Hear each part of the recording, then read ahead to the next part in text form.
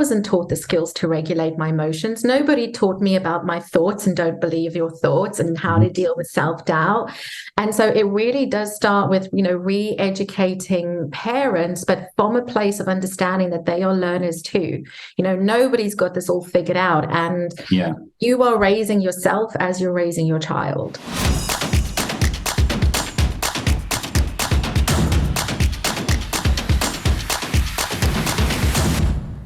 Natalie Costa, absolutely delighted to have you on the show, the Purpose-Led Leadership Podcast. We met on LinkedIn, and also you introduced me to my previous guest, Elliot. So thank you for that. That was a brilliant podcast. How are you today? Thank you. No, I'm good. Thank you. It's been an early start. I've already done a chunk of work, but we are ready to go. So I'm well, thank you. And it's a pleasure to be here as well. I love the content you put out, and always glad if I can make an introduction too. Great, thank you. Well, do you want to start by telling the audience kind of what you're doing now, and then we'll delve into the rest of it? Yeah, okay. How long have we got? So I am the founder of Power Thoughts. It's a coaching and educational program I put together really to help children realize that you don't have to believe every thought you think or respond to everything you feel. So that started at about 6 years ago. Prior to that, I was a primary school teacher. And it really sparked because of a few reasons, because I was diagnosed with depression and anxiety in my teens. And I could see so many of the children that I was working with as a school teacher, how stressed they were about year 6 and year 7 and secondary school and all that sort of thing. And I knew that there was something else I also needed to do, because I was a teacher, but I always felt like, is this it? There's something else I should do. So long story short, Power Thoughts was created from that. And I now deliver workshops occasionally in schools around confidence, mindset, embracing mistakes, navigating friendships, specifically focusing on the primary sector. And then I also have my private clients as well that I work with, and more recently spending a lot more time focusing on supporting parents, because whilst my initial key was to support children, but it started with us as adults and as parents, and how many parents I work with, and myself as an adult included, I wasn't taught the skills to regulate my emotions. Nobody taught me about my thoughts and don't believe your thoughts and how to deal with self-doubt. And so it really does start with, re-educating parents, but from a place of understanding that they are learners too. Nobody's got this all figured out. And you are raising yourself as you're raising your child. And so, a lot of the work now is around supporting children through their parents, and also going into the corporate sector as well, because I find that many of the corporates are, really wanting to look after the well-being of their parents, and so delivering workshops in that capacity. So, a lot of different things that we do. It's exciting. Absolutely fascinating. And I've got a hunch that although you're coaching your children, or the parents are coaching their children, you're also coaching the parents as well, because what you're teaching the parents teaching the kids. I think the parents are going, actually, I need to do this for myself. Oh, 100%. And that's exactly what I tell parents. I say, if anything, you are doing this first before your child does it.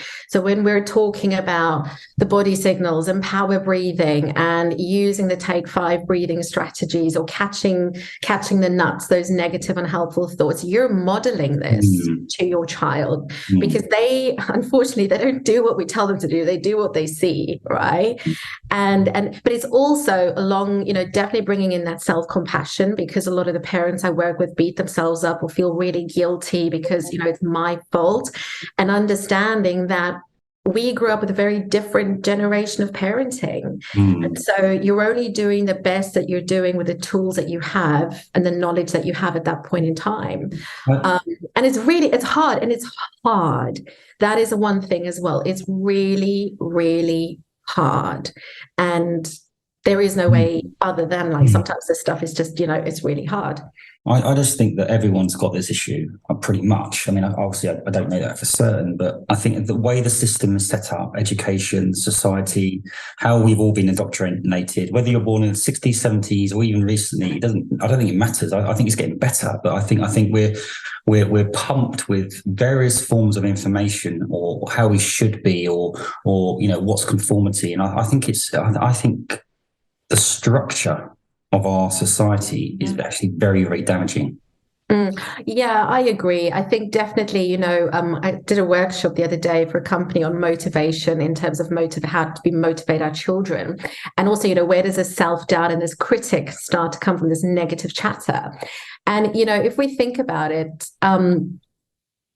in terms of how our society is set up, it's like, when I have this job, then I'll be successful. When I have this, but it starts at school. It starts at school. It really does. In year one, when I was a year one teacher and they do spelling tests, I've got a 2 out of 10, but I'll be successful when I've got the 10 out of 10. Yeah, absolutely. So we're doing that from that young age. And so it becomes, and that's the thing that I say as well. Like, I work with some fantastic schools that definitely want to do more in terms of growth mindset, but we teach it, but we're not teaching our children in a growth mindset fashion, in terms of they still have to get those scores to get to that school, to get to that set. And the identity that they then have is, if I'm not achieving this grade, then I'm not successful. So my self-worth becomes attached to that. I mean, I would swap learning how a Bunsen burner works, algebra, pie charts, and longshore drift for emotional regulation, mental health and well-being, financial management, and conflict resolution, something like that. Yeah. Oh, totally. Well, I mean, I actually literally have a post ready to go out on that, because I was like, it's these things. It's the same as, if you're bringing in relationships and being married to someone. Yeah.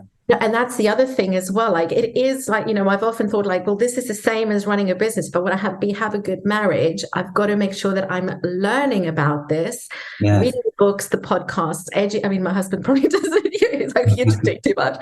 But it's the same thing, because nobody teaches us. Nobody teaches us these skills. So we should start a new school. Stuff. I want to delve into that and some of your techniques and results and everything else later on. But I want to know more about you as an individual and a human being. And you talked about your depression, which I want to dive into. I ask all my guests this: paint us a picture or describe your journey, really, from school to now. Yeah, I definitely was, grew up in, mum and dad, loving home, how, my dad, I was, I was close to my mum, dad worked, but definitely in South Africa as well. So I grew up in South Africa. My dad's Portuguese, my mum's South African. But I was definitely not confident. I was one of the shy girls, wasn't popular, a bit of the class geek, definitely struggled, especially if I work with kids now, around friendships, asserting my voice, not being the popular or the cool one, the people pleaser. And, anxiety and worry was very much just a thing that I observed as well. I think, if I just look at my parents, I mean, I've got a loving relationship with parents, but I've often had conversations about this, is my dad had a tendency to worry and focus on the negatives, and my mum would worry. And then growing up in South Africa with the climate, you naturally worry a lot more if somebody's not home, what's happened, and worst case scenarios. So and this is a lot of work that I'm currently unpicking in terms of my anxiety and managing it and being able to work with it. Is, okay, I can see how that was just my reality in terms of worst case, look after. Nothing ever happened, but it was just, that was just the way that, the mindset. And so I think, in my early teens, I was diagnosed with depression and anxiety. I was put on medication.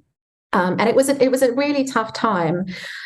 Nothing bad happened, but I definitely don't remember chunks of it, and I do. I mean, sorry to interrupt you. I mean, so to have depression in the first place, but then to be actually diagnosed with it, knowing you've got it at that age, that must have been really tough. Yeah, do you know what? It feels so far removed. I think I was a little bit more relieved that I knew what was going on, why I felt the way that I felt. I think we've definitely advanced so much more in the field of mental health as well. I think if it is now, and nothing against medication, but I think maybe other interventions would have been put in place before. Yes.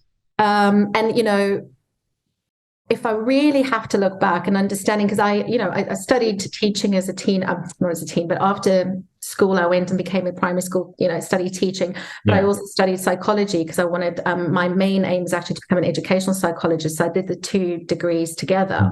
Okay. I personally feel it's more anxiety than depression, because the two are quite different. Talk to us about that. What's the difference in your opinion? I can only speak personally, but I think for myself, the anxiety is a bit more frantic. It's a bit more up here, and the thoughts and like the panic. I've never had a panic attack, but it can be this real panic in my chest, and like my heart's racing. Yeah. Whereas depression, it's a lot more lethargic. It's a lot more, so the anxiety is do. And I totally relate to high functioning anxiety as well. Like I tick all the boxes and I'm fully aware of that. And I'm like, we've got to make, we're busy making some changes, which is incredibly hard. Because it's also how you're conditioned.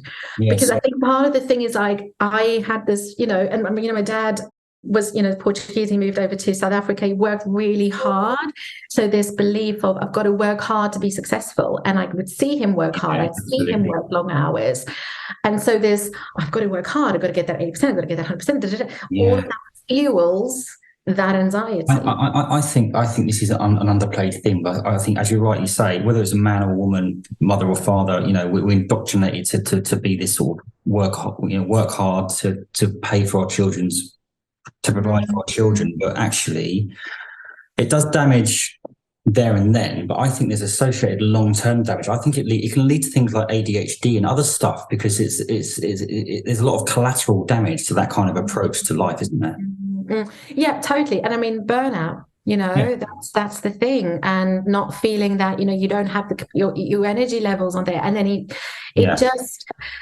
Yeah, I mean, this is where I'm walking it through it now, so it feels I'm very aware of what I'm doing, and it's. I mean, not too long ago, I was like, things have to change. Things cannot. What got me here is not going to get me there, in terms of where I want to get to. You touched on medication. Now, I've suffered from depression, anxiety, and mental health issues. I'm fine now. I'm great now. I think everyone's got mental health, and I've been through it, and everyone knows that. And I don't think it's a stigma to admit it. I think it's a strength to admit that. But I tried, I think it was sertraline or something like that, and it literally was the worst thing. So for me personally, I'm not speaking for everybody, because I know medication does work, but I actually want to delve deeper with that. And I say, any medication for mental health, I think, is only really putting a plaster on it. I think there's different interventions and techniques and mindset stuff you can do, and the thoughts and feeling stuff that you do will answer. What would you say to that? I would say, I think if I look at some friends of mine, new mums, in terms of like the hormonal changes that take place, I would say that sometimes medication for short bursts of time, I think, and I think it varies from person to person, and sometimes there really can be a chemical imbalance, but and that's needed. But I don't know if you follow Dr. Daniel Amen, the founder of Amen Clinics, that talks a lot about brain health, and he does brain scans, and he looks at the blood flow to the brain, and just it's really insightful in terms of how often we misdiagnose or just so quickly give medication when actually there's something going on in terms of the blood flow of the brain, and what we can do naturally in terms of our diet, and I mean our gut, serotonin. Most of the serotonin is produced in your gut, so those sort of things that make such a big impact. Absolutely. Sleep. And so again, and I'm not on medication anymore. I think I stopped, it's about 23, 24. And I just, and in my case, I don't even know the reason. I just decided I wanted to stop, and it just wasn't. I was like, okay, let's see if we can make this work, because I've now been on it for 10, maybe 8 years or so. Yeah. And I mean, I do, for me, I want to manage it in a more natural way. For me, it was like, if I think I'm depressed, I'm going to be depressed. If I think I'm anxious, I'm going to be anxious. And it's as we all know, we can't just snap out of it and say I'm not anxious and not depressed. But with the medication, when I was taking medication, it felt like, I definitely have something wrong with me. I need this I can't be normal without the medication. And for me, that was quite damaging for me. I was thinking, no, hang on a second. I don't want to do it that way. I want to do it in a way where I'm in control of this. I don't want an external thing put in my body to make me think that's the only thing that's going to get me better. That was my mindset. Yeah. And I think, I think, it really is very individual. I think for some people, it might be the crutch that they need to get themselves back up. Because I've definitely, seen Yeah. cases or heard cases like that before. I actually think Mel Robbins talks about this as well. Like Yeah. that was the crutch that That's she true. needed. Yeah. So again, I think it's just going with what you feel works for you. But, it's equally the side effects that so many of these things can have, and not feeling good on it. I mean, Yeah. that's Well, really that's the critical point, though, isn't it? It's a bit like leadership, management. Your child, as a parent or as a leader or as a human being or as a friend or whatever, it's knowing what's good for you or the person you're working with. It's never a one size fits all. And I think the problem is that we're pushed over to the doctors, and the doctor will just, right, you have that tablet, you have that tablet, and that's not always the right solution, is it? No, it's not. And, and I think there's so much more in terms of understanding the body, in terms of understanding, and it's not just the power of your thoughts, because you can't always think yourself out of things. And I'm actually reading a really fascinating book by Dr. Russell Kennedy called Anxiety RX, which is all about anxiety as being an alarm in the body, and we get so conditioned to think our way out of it, but actually this is unprocessed emotion in the body that links back to when you were younger, and and not blaming our parents or things like that, but it could just be what a friend said at school, and is that unprocessed emotion has that like little 5 and 6-year-old, you don't have what I mean. The medication will stop the feeling, but actually it won't resolve the feeling, I don't think. And I think unless you delve deep and take some psychology or some therapy and get to that root cause, I don't think you'll ever, personally, I don't think you'll ever get to where you want to get to. But we can dive into that another time. I want you to carry on with your journey, because you talked to your early teens where you had that depression. So what happened around that time and beyond? So then I think, that was a bit of a difficult time. And I think, just in terms of not knowing who I am, feeling lost in it, but equally, like I said, having a sense of relief of, okay, well, this explains, there's nothing wrong. Like, I now know what's up. We now know what's up. So I did find that for me, that was really helpful. And I think my parents as well. And then I went on to uni. So I never really knew what I wanted to do after school. And parents sent me like do these tests. And I remember there was like a nurse. I was like, no, that's not going to happen because I can't do body fluids. That's never going to happen. I was really into art. I loved art, and I did 2 art majors, like in your A levels. I did 2 art subjects. So graphic design was something that I was considering. Yeah. It was very much, what's a safe job? What's a safe job? Right. And teaching was one of the things that came up. And I remember thinking, oh, okay, be a primary school teacher. I could do art classes, like completely rose coat, sugarcoat this thing. Yeah. I mean, fast forward, I absolutely hated teaching art because it was such a mess, and I don't like mess. I was like, I didn't enjoy teaching art to 5 and 6-year-olds. But I went on and I did my teaching degree. But I think after my first year in teaching degree, I said to my mum, I don't know if this is for me. And she's like, well, just stick through it. Let's it's safe. Let's do this. So I did my psychology degree in addition to that in the evening. So in the day I'd do the teaching, and in the evenings I go do my psychology. And I love that. Yes. And then I decided to finish my teaching degree, and then continue and do my honours in psychology. And love that as well. And I thought, well, they were quite selective in terms of who they took on their master's program, because I thought about educational psychology. Yeah. And around 2005, 2006, it was quite the craze for a lot of South Africans to come over and to teach here in the UK. So I thought, well, let me go. Dad's Portuguese. I've got, dual citizenship. Come and teach for 2 years and then go back. But that never happened because I ended up staying here. Right. And then, but I wasn't happy as a teacher. I knew I was like, this is not me. And that little voice inside was, there's something else. And I remember feeling, again, really lost the first few years. I was a supply teacher at a lot of schools in London. And I worked with the Islington Behavioural Support Services for a while. I enjoyed that because it was more one-on-one work versus a whole class setting. But then I had to go back and get some qualified teacher status. You have to be back in a mainstream school. And throughout this whole time, I'm thinking about what is it that I can do? What do I want to do? Because by then I also realized, I actually don't know if I want to go down the psychology route. I think there's something else. So I then got into the fitness industry just because I love keeping fit. And so I was really inspired by some fitness instructors. And I was like, do you know what? I'd love to do this. But I did have a limiting belief, but I can't do this. I teach 5 and 6 year olds. That's what I'm good at. I'm not good at teaching adults. Yeah. But that really led me on a journey, really of self-discovery. If I look at the dots now in terms of being confident at speaking and presenting. So I trained to be a fitness instructor. I taught, spin, boxing and that kind of thing. And I loved it.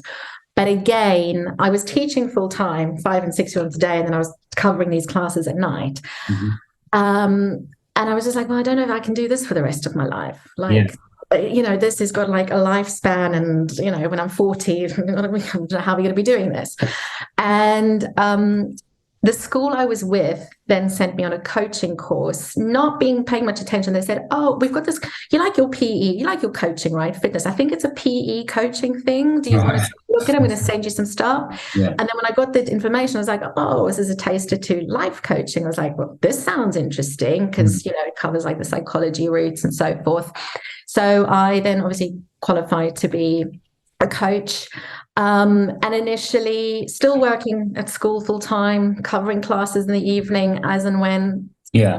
And then decided, look, I want to work with women making career changes.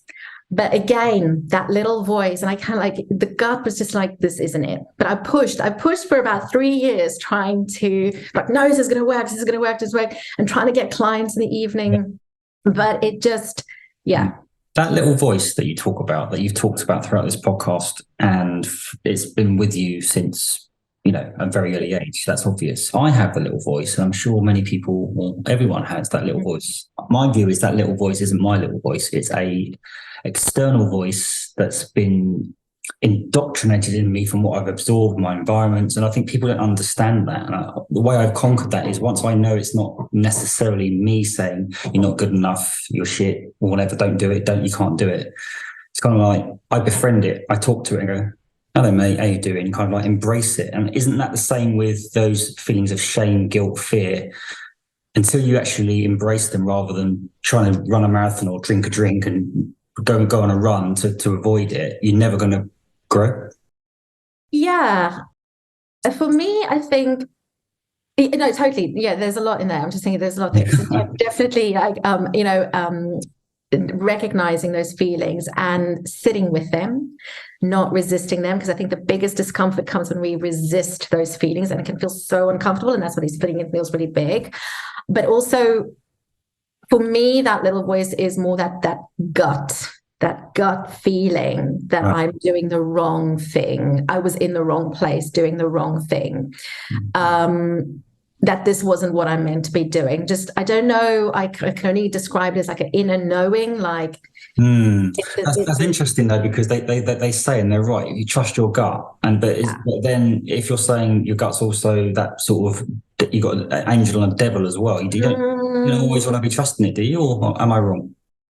I think it's a skill that you need to practice listening to the gut. Right. And it can feel really scary, and it can feel really, do I do this? But how I've learned to listen to my gut is, and this does take practice, is if there is something that I need to do and it makes me, and I've done this, but I just, I get quiet and I'm just like, okay, what? And it's always here. It's always like here. Yeah. I'm like, is this feeling, belly button area? Is that right? Yeah. Right. Yeah. Like, is this feeling an expansive, excited feeling, or is that a feeling? Mm-hmm. And the minute it's that, I know that that's probably not the right thing for me. I'll still sometimes do it, and then I'll realize, what the hell was I doing? I knew that I shouldn't have done that. Right. And so that gut feeling was guiding me in terms of the teaching. This isn't it. This isn't it. So what I'm picking up here is that it's about sometimes slowing down to speed up. Because where I went wrong was I was quite impulsive and ambitious and driven and kind of like, let's do it now. On one hand, that enabled me to push and drive and be successful. On the other hand, it messed up a lot of my life as well. And I think what I've learned is, even if you pause or breathe for 3 or 4 seconds, it can completely change the dynamic of what you're going to do. Yeah, 100%. And it can feel really uncomfortable doing that. And I speak from experience as well. I mean, I am good at listening to my gut, but I'm not perfect at it. And there are definitely, especially now in like a bit of a growth phase that I'm in. Yeah. I'm like, I don't have time to pause. I don't have time to think about, I'm just going to do this, going to do this, going to do this. But actually being still. And maybe is it Simon? I don't know if you come across Simon Alexander Ong. He's Right, I've heard of him. Yeah, he's definitely someone you should have on here. Right. I'm sure it was his on his somewhere he's quoted like it's only a night that, and I'm butchering his quote, but it's only in that stillness that you find the true answer. And we get so caught up here that we're tapping out of what's going on in here, and there is a full-blown connection between the two. 100%. I mean, there's a lot of people listening to this, like, my audience is far and wide, but they tend to be CEOs, entrepreneurs, running businesses, got kids. For example, I'm an NED, I've got 15 different businesses going on, I've got 2 kids, I'm a coach, and I've got other coaches, and I kind of know what I do. But how can someone find the time if they're a parent, they've got a 4-year-old and a 6-year-old, they're running around? What advice can you give around life harmony, I guess? Oh, well, okay.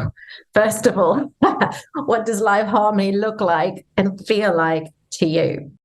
I think it's, that's different for everyone. But the other question I want to pose there, and this is something to think about, is what's the cost of you not taking 10, 20 minutes out if you are feeling unsettled? What's the cost of you not doing that? Like in the nicest possible way, how's it working for you now? It clearly isn't if you're feeling dissatisfied. And I mean, this is, a very frank conversation I've had with myself, because I love what I've built with Power Thoughts. I'm changing lives. I've worked with like over 40,000 children. I know what makes kids tick, and I'm really good at what I do. But I'm also realizing that the business I'm building it's not serving me energetically in terms of I'm giving. Yes. I need more time. And I've had exactly that same thing of, okay, we need to actually maybe we just need to take a day and just figure out what it is that you want to do. And that can feel really scary because our brain likes what's familiar. I think it boils down to the limiting beliefs, and the limiting beliefs will tell the person, actually, I haven't got time to do it, or I'm not worthy to have time. And if you don't think you've got time to do these things, you won't do it. But actually, there's things you can do. It doesn't matter if you've got 1 kid or 15 kids, exaggerating example. For example, like every now and again, I'll take my kids to school in an Uber, so I can do some work, or I can even meditate in the back of the car with my kids there as well. It's kind of like instead of driving. Or what I'm trying to say is, if you want to do this, you can. There are different techniques and ways to do things, right? And it's finding those pockets. And that's the other thing. It can be a pocket, right? Don't look at this as like a chunk of time. It can be micro moments as well. Giving yourself and like often, when I work with parents, that morning time can sometimes be sacred.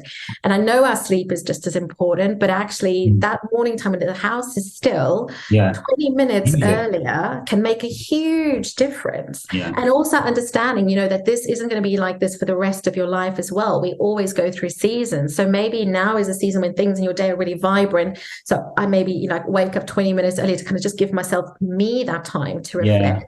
And like you said, or finding how else it works for you, getting the Uber, or if there's if your kids are in a club, instead of saying yes to something else, this is that one sacred pocket of time. I think you're right. So when you ask the question, what does life harmony look like? That is the really important question. Whereas, I fell into the trap where I thought, if I can get my business absolutely flying, everything else will fall into place. Like money to provide for my children. But I put so much effort into my business. I forgot relationships. I forgot mental health. I forgot well-being. I forgot spirituality. And actually, you don't fit your life into your career. You fit your career into your life, and that's the most important thing.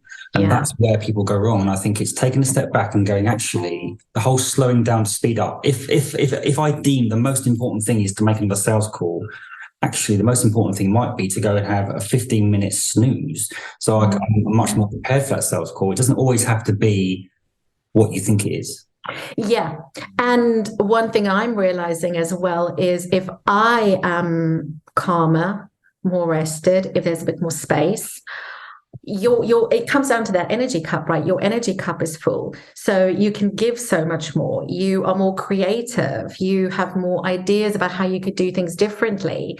Because I think, was it last week, I don't know, I think I kind of just gave myself the Friday. I was like, I cannot, because I'm getting to this point of like, things are getting too much. Yeah. I need some time off.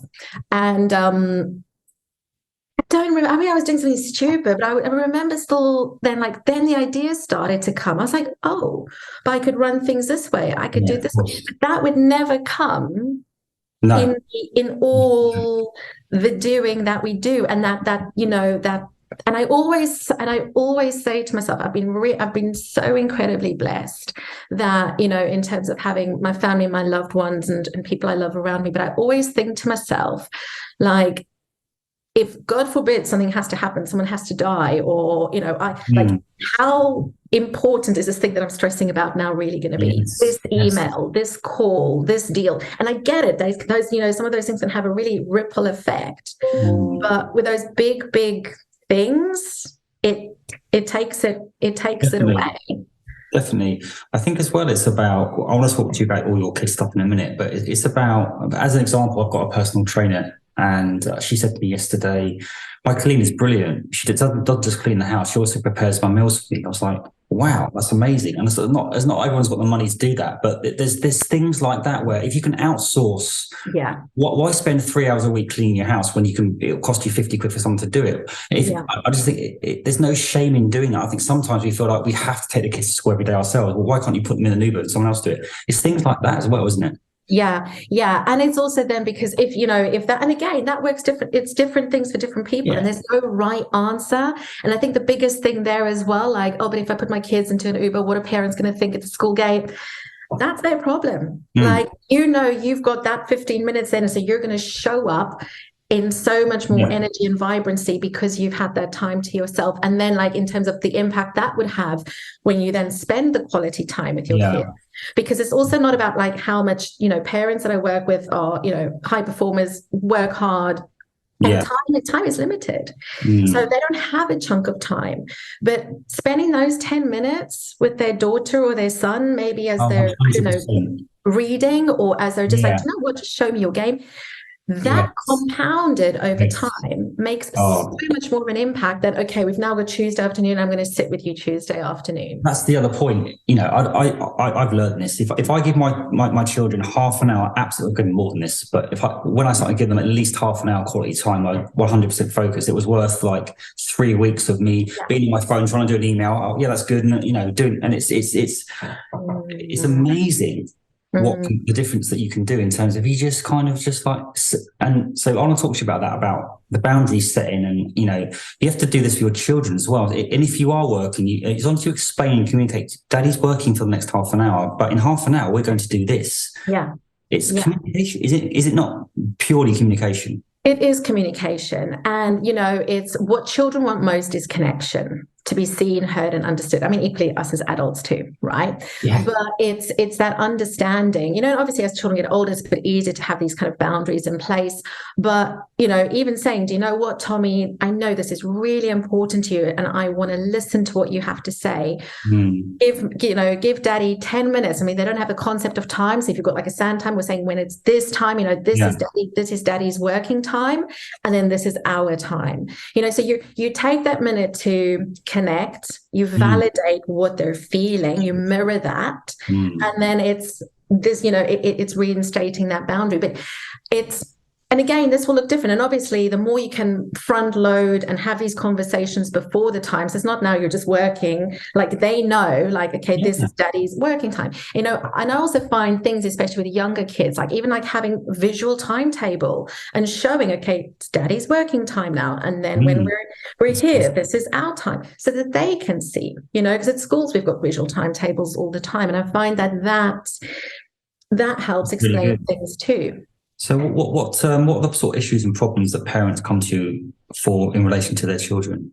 Yeah. Oh, I mean, a mixture. I think definitely, anxiety is a big thing at the moment. I'm seeing a lot of that. And I do feel, that's obviously, it's still pandemic. I want to put that into play. It's the hangover effect of that. Social skills as well, friendships, not being very confident. Because again, if you think about the pandemic, all those relationship building skills, children didn't have the opportunity to do that in terms of making friends. And I think just in terms of emotional resiliency, I find overall children are struggling with. And, it was really sad because one of the kids that I was working with, I created pre-recorded material, but it was mum and I that we worked together. And she said, my daughter's turning 10, but she said, Mummy, I don't feel like I'm double digits. I feel like I'm still 7 because of, and I thought, but that's so true. Yeah. And it's, children, if I think of, where a year 6 typically would be now in terms of, but they're struggling. And I'm now working with, children who are 8 and 9 that struggle a lot with separation anxiety that you'd normally see in, the early years. And then obviously there's always another big thing I'm seeing a lot of is struggling to, navigate mistakes. This resiliency, when I make mistakes, I get, I'm bad, I'm stupid, I give up soon. That results in the big outbursts, the big meltdowns. Really that fixed mindset and the pressure that they put on themselves to be perfect.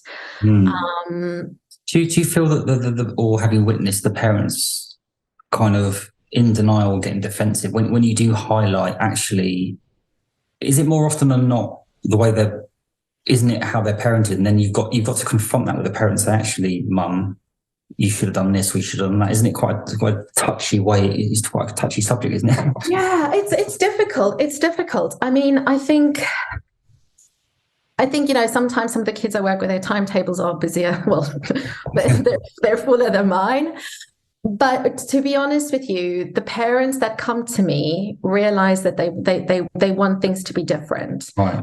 They are open to the change, and they'll often say to me, I can see myself in my child, and I don't want my child to basically end up like me. Not that anybody's broken, but it's just I want my child to be able to do things differently. And especially when it comes to perfectionism and that resiliency of embracing failure.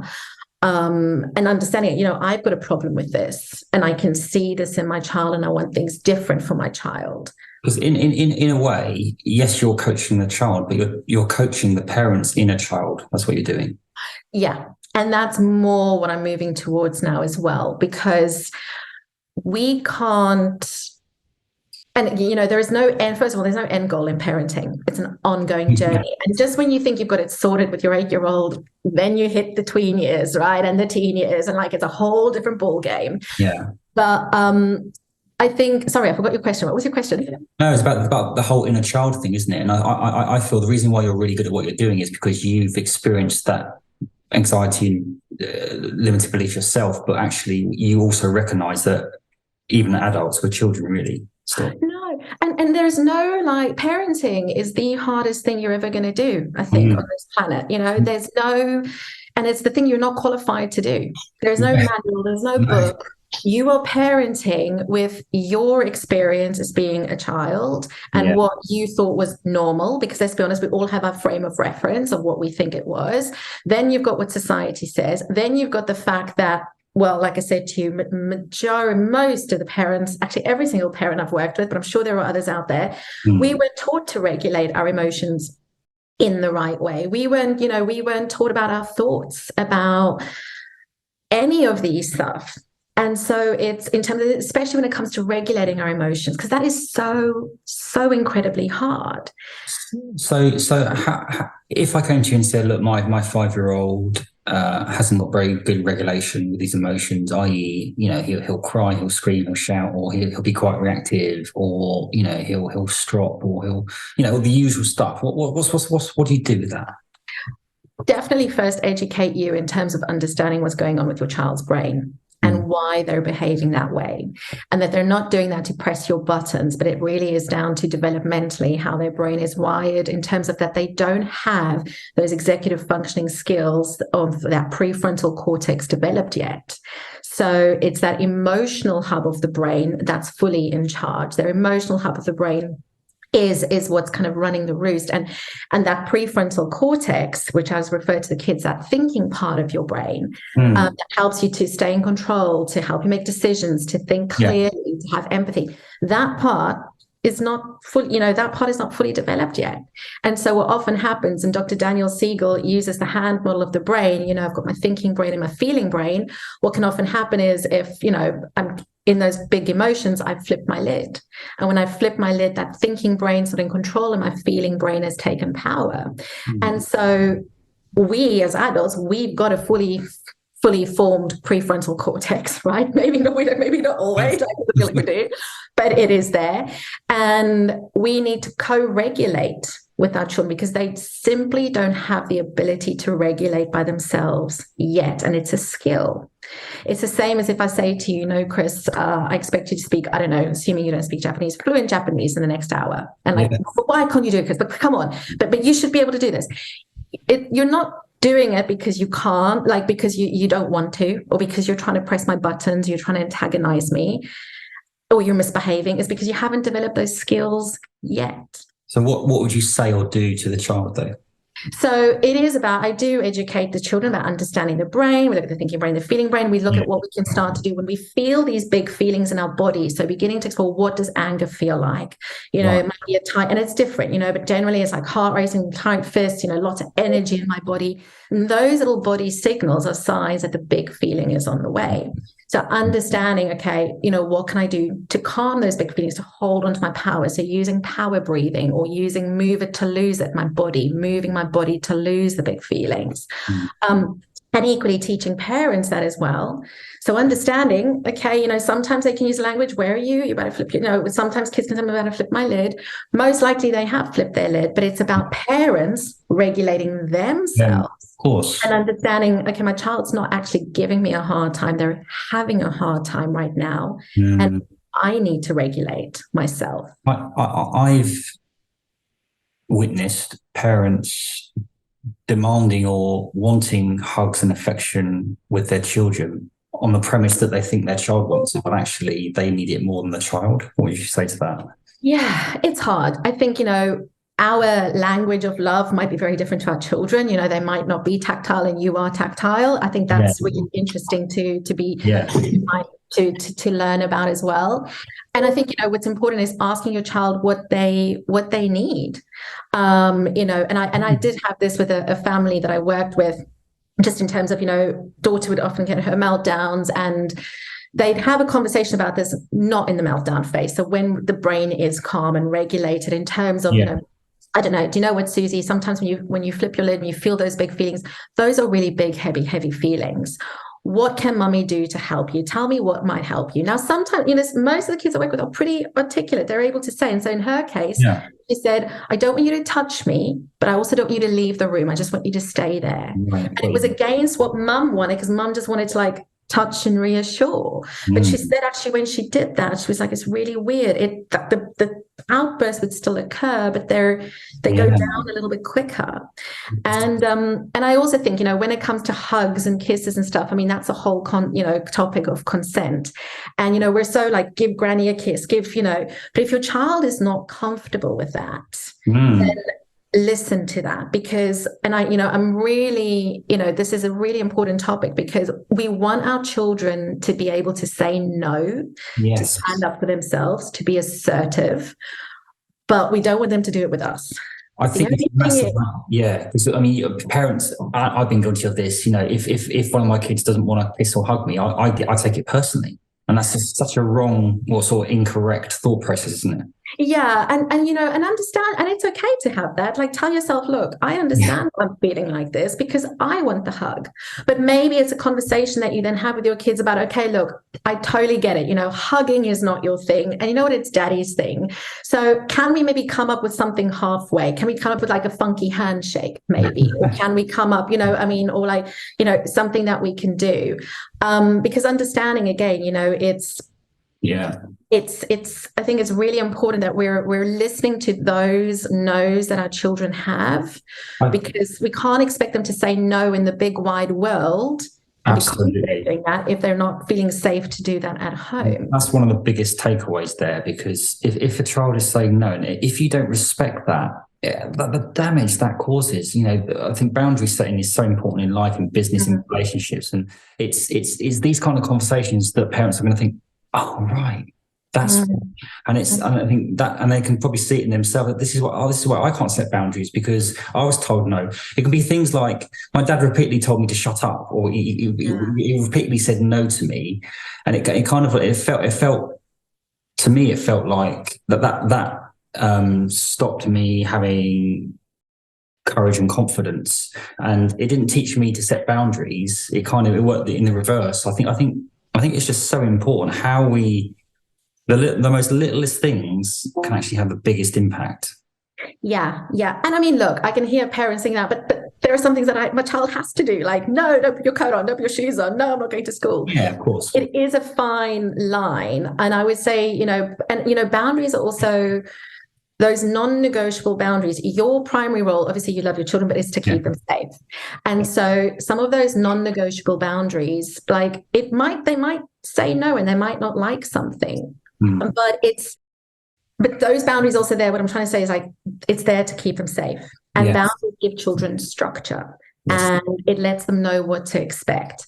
But it is a fine line. And I would say, there are, of course, your non-negotiable boundaries in terms of screen time or whatever those rules are that you've got.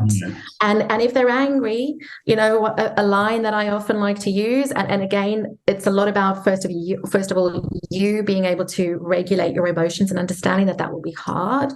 But also then taking the time to mirror and connect to their feeling. Look, I get it. I know you're mad right now. I know you're disappointed. You really wish you could get more time on this iPad. I get it. And I love you enough. I love you enough right now for you to be mad at me. Yes. We need to look at, like, this is part of the agreement that we've had. This is part of that. And it's okay. And if you need to roll around, if you need to, scream it out, it's okay. But it's still going to be no. So it's not saying, right, they can just rule the roost and do whatever they want. Absolutely, absolutely fascinating. So, in terms of your business, then, what's the vision and plan for it? Are you just a solopreneur at the moment? Or do you want to sort of expand this to a bigger horizon? Yeah, no, I'm a solopreneur at the moment, and it's hard because people want me. I'm the brand, and it's I've thought about bringing associates in, but at the moment that doesn't. I've listened to that voice. It doesn't feel right. So I tend to go with what lights me up. I think what excites me. There's no but, it's an and. It's no but, it's an and. It's also recognizing, okay, I need to make sure that I'm looking after me. And it goes back to that thing of doing a lot and actually now realizing, hold on. And I'll be honest with you, it is at a scary space now because I'm so good at doing this stuff. Yes. But actually, in order for me to get really good at the stuff that's lighting me up, I need to let go of 100%. I mean, in the world that we're in, it's the different but the same world, really, where we're coaching and advising other people. It's really important that, I mean, if I heeded 3/4 of the advice I gave, I'd be a superstar by now. But I think it does expend. It's not necessarily physical energy, but emotional energy, and unless you're in tune with that, you've got to top up your own tank as well. And I would advise any coach to have their own coach. I've got 3 different coaches, and I think it's transformed me. I'm not afraid to say that everyone needs good people around you. Don't matter if you're a psychologist, you're qualified, you've been doing it for 50 years. Tony Robbins has got his own coach. What do you say to that? Oh, no, 100%. I mean, at the moment, again, in Natalie style, we go all in. So at the moment, I've got about 4 different programs supporting me and coaches supporting me, which I realize is probably not the best thing. I've learned this. But absolutely, in terms of, and there's been a while, I've definitely invested in coaches before. And then I think it's also important to stand on your own 2 feet to tap back into trusting yourself. Yes. But it always goes into, for me, I realized I need to make a change, but how do I do that? And obviously that's then looking at, okay, how can I get there? I think it goes to that gut feeling. I went through 2 or 3 years where I didn't need a coach. And I was right, and I was making decisions. And then it's kind of like, okay, and I now need it again. It doesn't have to be forever. It's about knowing which dial to press and when. And I think only you know that. And I think I think you also know when you're kidding yourself as well, right? Yes, absolutely. So That's exactly it. That's exactly it, and it's just, it's tuning into that. it's been an absolute pleasure, an absolute thrill, and really interesting stuff. Before we kind of leave, what would you like to leave the audience with? The parents listening to this, the working parents, what sort of 2 or 3 tips or pieces of advice would you like to leave them with? Number one, I would say let go of the guilt, because I know every parent I speak to feels guilty, and know that you are learning as well. You're a learner on this too. Nobody has it all figured out. Number 2, I would say definitely look at learning more if you haven't already, just in terms of developmentally what's going on in your child's brain, because so often those power struggles, the things that really presses our buttons, has a lot to do with our expectations not being met, but it's because of where they're at developmentally. So even simple things like, why is he not getting dressed on time, and he should be able to have breakfast and leave the house? That's still a skill. So instead of thinking my child should do this, it's more, okay, my child needs to develop the skill of doing this, and I need to help him. And that in itself starts to change your expectations. And then I'd also say, if you can, like micro moments of just connecting with your child, those small 5-10 minutes every day, that stacks up over time if it's quality connection. And even if it's something simple, like, do you know what, for the next 10 minutes, I'm going to play a game that you want to play. Like, let me step into your world. Because there's a quote, and I don't know who quoted it, but, children, on the lines of it says, children don't come back after school and say, I had a hard day, can we talk? They say, can you play with me? They do. And play is how they make sense of their world. It's how you can connect to them. It's how you can, find out more about what's going on with them. It builds, it solidifies that connection. And it can be small, like I said, 10, 15 minutes, it doesn't have to be. But also every time you don't, it's a little chink in their little armor, isn't it? And that can compound as well.